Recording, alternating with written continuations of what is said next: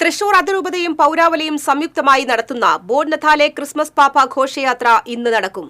വൈകിട്ട് 5-ന് saint Thomas college പരിസരത്ത് നിന്ന് ആരംഭിക്കുന്ന ബോൺനഥാലെ സ്വരാജ് റൌണ്ട് ചുറ്റി സെന്റ് തോമസ് കോളേജിൽ സമാപിക്കും.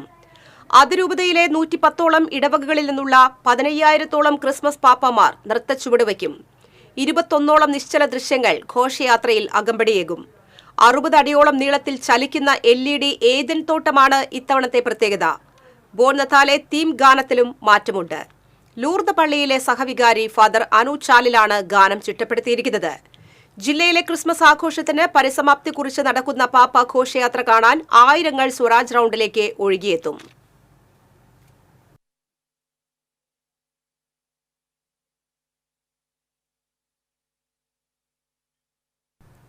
കൂടുതൽ വിവരങ്ങളുമായി തത്സമയം ലിറ്റി നമ്മോടൊപ്പം ചേരുന്നുണ്ട്.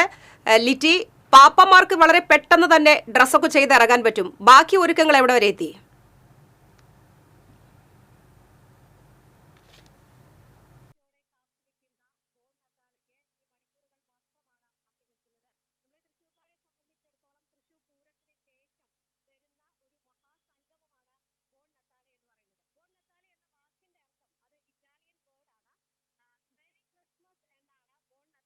തീർച്ചയായിട്ടും സിജി പറഞ്ഞതുപോലെ തന്നെ ഒരുപാട് ആകാംക്ഷയോടെ കാത്തിരിക്കുന്ന ബോൺനഥാലയ്ക്ക് ഇനി മണിക്കൂറുകൾ മാത്രമാണ് ബാക്കി നിൽക്കുന്നത്.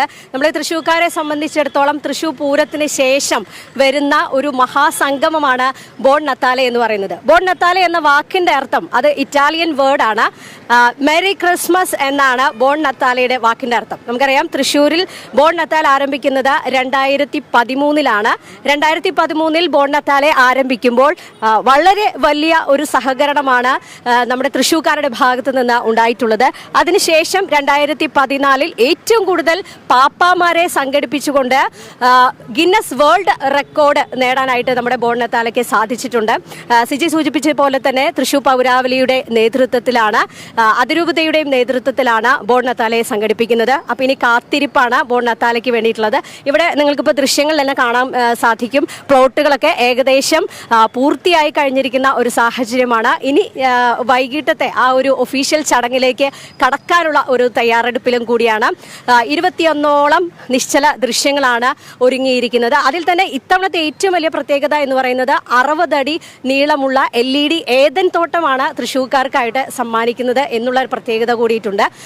നേരത്തെ വാർത്തയിൽ തന്നെ നമ്മൾ സൂചിപ്പിച്ചു, ലൂർദ് പള്ളിയിലെ സഹവികാരിയായിട്ടുള്ള ഫാദർ അനു ചാലിലാണ് ഇത്തവണത്തെ ഗാനം ചിട്ടപ്പെടുത്തിയിരിക്കുന്നത്.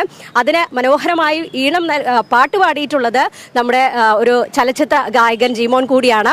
അപ്പോൾ വളരെ മനോഹരമായ ഒരു ഗാനമാണ് ഇത്തവണത്തെ, കഴിഞ്ഞ തവണത്തിൽ നിന്നും വ്യത്യസ്തമായി. അപ്പോൾ 2024 ബോൺനഥാലെ എന്ന് പറയുമ്പോൾ 15,000-ഓളം വരുന്ന പാപ്പാമാരുടെ ഒരു സംഗമം തന്നെയാണ്. തീർച്ചയായിട്ടും ലോകത്തിലെ തന്നെ ഏറ്റവും വലിയ പാപ്പാ സംഗമം തന്നെയായിരിക്കും തൃശ്ശൂരിൽ അരങ്ങേറാനായിട്ട് പോകുന്നത്. വൈകിട്ട് കൃത്യം 5 മണിയോടുകൂടി തന്നെ നമ്മുടെ സെന്റ് തോമസ് കോളേജ് പരിസരത്ത് നിന്നും കേന്ദ്രമന്ത്രിമാരായിട്ടുള്ള കിരൺ റിജു, ഒപ്പം തന്നെ സഹമന്ത്രി സുരേഷ് ഗോപി, നമ്മുടെ റവന്യൂ മന്ത്രി കെ രാജൻ, വിദ്യാഭ്യാസ മന്ത്രി ബിന്ദു, മാത്രമല്ല തൃശ്ശൂർ അതിരൂപതയുടെ മെത്രാനായിട്ടുള്ള ആൻഡ്രൂസ് താഴത്ത്, സഹായ മെത്രാൻ ടോണി നീലങ്കാവിൽ, മാർ ഔഗിൻ കുര്യാക്കോസ് പിതാവ്, അങ്ങനെ എല്ലാ മേഖലകളിൽ നിന്നും പ്രമുഖരായിട്ടുള്ള വ്യക്തിത്വങ്ങളുടെ ഒരു സാന്നിധ്യത്തിലാണ് ഇതിൻ്റെ ഒരു ഫ്ലാഗ് ഓഫ് നടക്കുന്നത്. 5 മണിയോടുകൂടി പാപ്പാ സംഗമത്തിന് ഫ്ലാഗ് ഓഫ് ചെയ്യുമ്പോൾ അതിനുശേഷം പാപ്പാമാരുടെ സംഗമം സെന്റ് തോമസ് കോളേജ് പരിസരത്തു നിന്നും ആരംഭിച്ച് ജില്ലാ ആശുപത്രിക്ക് സമീപം എത്തുമ്പോൾ നമ്മുടെ നിശ്ചല ദൃശ്യങ്ങളും ഒപ്പം കൂടും. അവിടെ നിന്ന് അങ്ങോട്ട് നിശ്ചല ദൃശ്യങ്ങളും ഈ പാപ്പാ സംഗമത്തോടൊപ്പം തന്നെ അണിനിരക്കും. തിരിച്ച് വൈകിട്ട് 8 മണിയോടുകൂടിയാണ് സെന്റ് തോമസ് കോളേജ് പരിസരത്ത് വീണ്ടും പാപ്പാ സംഗമം എത്തിച്ചേരുക. അവിടെയാണ് സമാപന സമ്മേളനം 8 മണിയോടുകൂടി നടത്തും എന്നാണ് പറഞ്ഞിട്ടുള്ളത്. നമ്മുടെ പ്രതിപക്ഷ നേതാവ് VD സതീശൻ ഉൾപ്പെടെയുള്ള പ്രമുഖർ സമാപന സമ്മേളനത്തിലും പങ്കെടുക്കും. മാത്രമല്ല ജാതി മത ഭേദമന്യേ പ്രമുഖ വ്യക്തിത്വങ്ങളിലിരിക്കുന്ന അല്ലെങ്കിൽ പ്രമുഖ സ്ഥാനങ്ങളിലിരിക്കുന്ന എല്ലാവരുടെയും ഒരു മഹനീയ സാന്നിധ്യം സമാപന സമ്മേളനത്തിലും ഉണ്ടാകും എന്ന് തന്നെ എടുത്തു പറയേണ്ട ഒരു കാര്യം തന്നെയാണ്. എല്ലാവരും ആകാംക്ഷയോടെ, എനിക്ക് തോന്നുന്നു കേരളത്തിൽ നിന്നല്ല ലോകത്തിൽ കേരളത്തിലുള്ള എല്ലാവരുടെയും കണ്ണുകൾ ഇനി തൃശ്ശൂരിലേക്കായിരിക്കും ഉണ്ടാവുക. എല്ലാ ഒരുക്കങ്ങളും ഒരുവിധം പൂർത്തിയായി കഴിഞ്ഞിട്ടുണ്ട്. പ്ലോട്ടുകളുടെയൊക്കെ ഇപ്പോൾ അതേ ദൃശ്യങ്ങൾ കാണുന്നത് പോലെ തന്നെ അവസാനവട്ട ഒരു മിനുക്ക് പണിയിലാണ് ഇവിടെ വന്നിട്ടുള്ള എല്ലാവരും. നിരവധിയായിട്ടുള്ള നിശ്ചല ദൃശ്യങ്ങൾ 21ഓളം പ്ലോട്ടുകളാണ് ഇത്തവണ ഒരുക്കിയിരിക്കുന്നത് എന്നാണ് നമുക്കറിയാനായിട്ട് സാധിച്ചിട്ടുള്ളത്.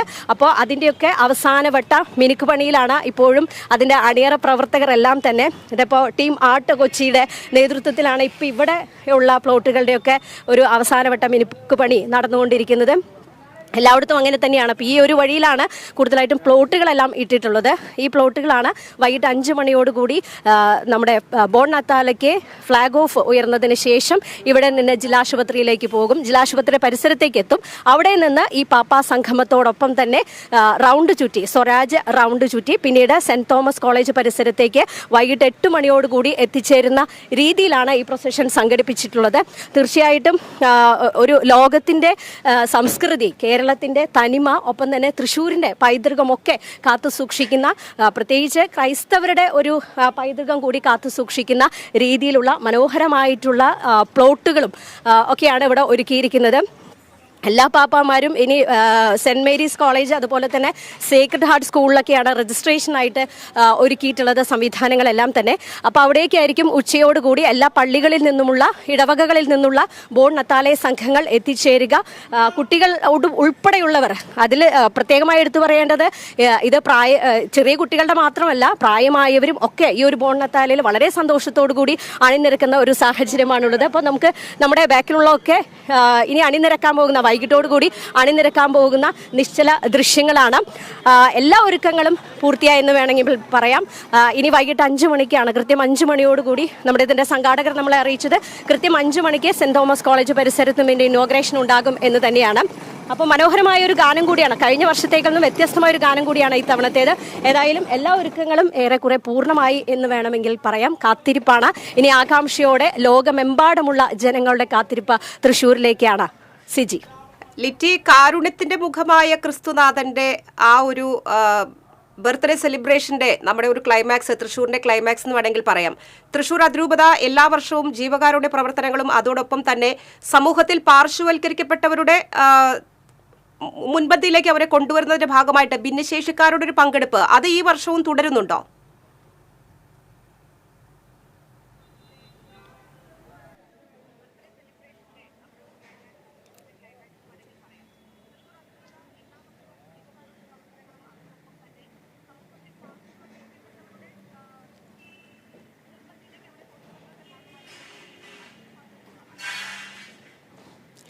തീർച്ചയായിട്ടും സിജി, തൃശ്ശൂർ അതിരൂപതയെ സംബന്ധിച്ചിടത്തോളം നേരത്തെ പറഞ്ഞതുപോലെ തന്നെ ഈ പാർശ്വവൽക്കരിക്കപ്പെട്ടവരുടെ ആയാലും ഭിന്നശേഷിക്കാരുടെയൊക്കെ ആയാലും അവരുടെ ഒരു സംഗമം കൂടി നമ്മൾ എല്ലാ വർഷവും ഈ ബോൺനത്താലയോടൊപ്പം ഉണ്ടാകാറുണ്ട്. ഇത്തവണയും അതിൽ നിന്ന് വിഭിന്നമല്ലാത്ത രീതിയിൽ തന്നെയാണ് കാര്യങ്ങൾ ക്രോഡീകരിച്ചിരിക്കുന്നത്.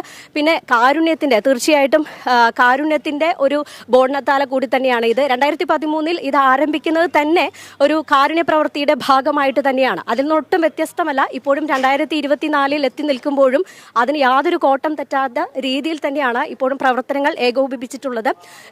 ഇത്തവണ കാരുണ്യ ഭവനങ്ങളുടെ, ഈ ബോൺനത്താലയുമായി ബന്ധപ്പെട്ട കാരുണ്യ ഭവനങ്ങളുടെ താക്കോൽ ദാനമുണ്ട്. 5 വീടുകളാണ് ഇത്തവണ ഈ ബോൺനത്താലയുമായി ബന്ധപ്പെട്ട് നിർമ്മിച്ചു നൽകാൻ പോകുന്നത്. അതിൽ 2 വീടുകൾക്കുള്ള ഫണ്ട് കൈമാറ്റം ഇന്ന് നടക്കുന്നുണ്ട്. കഴിഞ്ഞ വർഷം പൂർത്തീകരിച്ച ഭവനങ്ങളുടെ താക്കോൽ ദാനം കൂടി ഇത്തവണ നടക്കുന്നുണ്ട് എന്ന് എടുത്തു പറയേണ്ട ഒരു കാര്യമാണ്. അപ്പം സൂചിപ്പിച്ചതുപോലെ തന്നെ കാരുണ്യത്തിൻ്റെ കൂടി ക്രിസ്മസ് ആണ്, കാരുണ്യത്തിൻ്റെ കൂടി ബോൺനത്താലയാണ് തൃശ്ശൂർക്കാരെ സംബന്ധിച്ചിടത്തോളം ഇന്ന് നടക്കാൻ പോകുന്നത്. നന്ദി ലിറ്റി. മറ്റൊരു കാര്യം കൂടെ സൂചിപ്പിക്കട്ടെ. മുൻ പ്രധാനമന്ത്രിയുടെ ആകസ്മികമായ വിയോഗത്തിൽ ആദരാഞ്ജലികൾ നേർന്നുകൊണ്ടായിരിക്കും ബോൺനത്താലെ ആരംഭിക്കുക എന്നും കൂടെ അറിയിക്കുന്നു. കൂടുതൽ വിവരങ്ങൾ നൽകിയ ലിറ്റിക്ക് നന്ദി അറിയിക്കുകയാണ്. ബോൺനത്താലെ ഇന്ന് കൃത്യം 5 മണിക്ക് തൃശൂർ റൗണ്ടിലേക്ക് എത്തിച്ചേരുമെന്നും അതിനു മുൻപായി പൊതുജനങ്ങളുടെ സൗകര്യപ്രകാരം റൗണ്ടിൽ നിന്ന് വാഹനങ്ങൾ മാറ്റുന്നുണ്ട്. 2 മണിക്ക് ശേഷം തൃശൂർ റൗണ്ടിൽ വാഹന പാർക്കിംഗ് അനുവദിക്കുന്നതല്ല.